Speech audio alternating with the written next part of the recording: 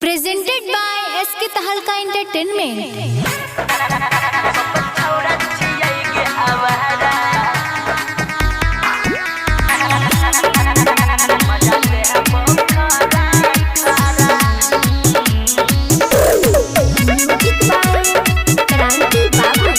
Singing by Neeraj Rajdhani. छिया mafia छौरा आवारा लगो छौरी खारा खारा छिया मफिया छौरा आवारा लगो छौरी खारा खारा जदि माँ जाने दे वही फुल्ले पुरानिया न अइबी दोबारा सब छौरा छिया आवारा मजा ले हबो खारा खारा सब छिया छौरा आवारा मजा ले हबो खारा खारा DJ Ranti. Ganpati Recording Studio Bhawanapur.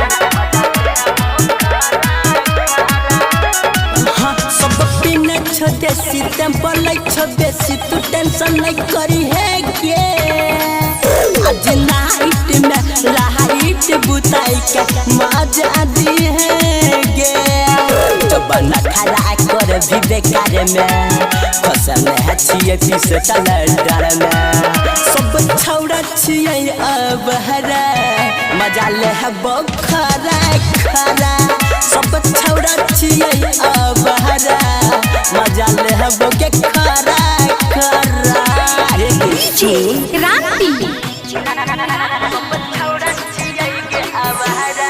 Ganpati Recording Studio Bhawanapur. नच पर तौ साथ आई पूरा रात तू करी है न माना गे रहे डीजे वाला भाई माल छै हाई पाए खाली बाजे दही नीरज के गाना कर बन मजा लाई छै रे देखी छौरी लाइन गई छै रे आई देखबै गजब के नजारा आई ले हबो खरा खरा सब छौरा छियै गे आवारा मजा ले हबो खरा खरा कहाँ भागली बोल Mixed by Ajay Star.